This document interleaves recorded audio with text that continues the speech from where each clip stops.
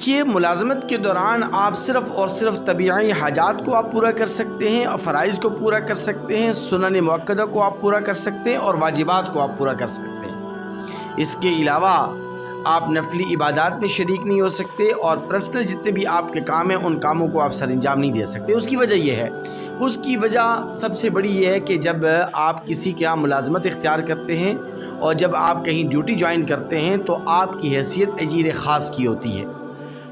اور اجیر خاص کے متعلق علماء اور فقہاء نے جو قاعدہ اور ضابطہ لکھا ہے وہ یہ کہ اجیر خاص صرف اور صرف فرائض دینیہ، واجبات اور سنن مؤکدہ کی ادائیگی کا اہتمام کر سکتا ہے۔ نفلی عبادات میں وہ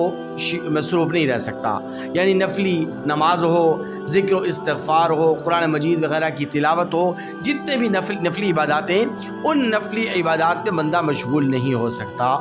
اسی طرح جو اجیر خاص ہوتا ہے وہ اجیر خاص اپنی طبیعی حاجات پوری کر سکتا ہے، مثال کے طور پر کھانا پینا ہے، قضاء حاجت وغیرہ ہے، آپ ان طبیعی حاجات کو بغیر مالک کی اجازت کے آپ کر سکتے ہیں، یعنی فرائض دینیہ اور واجبات، سنن مؤکدہ اور اسے طبیعی حاجات، ان کو آپ مالک کی اجازت کے بغیر بھی سر انجام دے سکتے ہیں، اس میں مالک کی اجازت کی ضرورت بھی نہیں ہوتی۔ لیکن ان کے علاوہ فرائض دینیہ کے علاوہ، واجبات کے علاوہ، سنن مؤکدہ کے علاوہ، طبیعی حاجات کے علاوہ اگر کوئی آپ کام کریں گے مالک کی اجازت کے بغیر کریں گے تو آپ خیانت کے مرتکب ہوں گے، آپ گناہ گار ہوں گے۔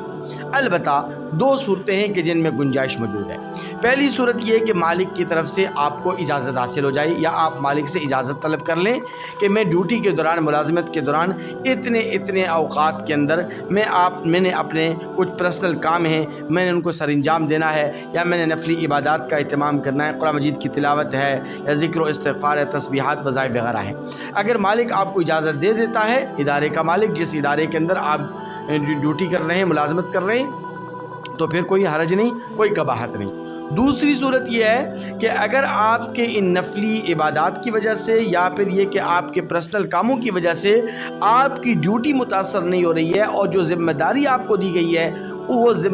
ذمہ داری میں کوئی حرف نہیں آ رہا اور دفتری جو کام ہے وہ دفتری کام متاثر نہیں ہو رہے، تو پھر بھی علماء فقہاء نے گنجائش لکھی ہے کہ پھر آپ نفلی عبادات میں اور پرسنل کاموں میں آپ مشغول ہو سکتے ہیں، اس میں شرعاً کوئی قباحت اور کوئی حرج نہیں ہے۔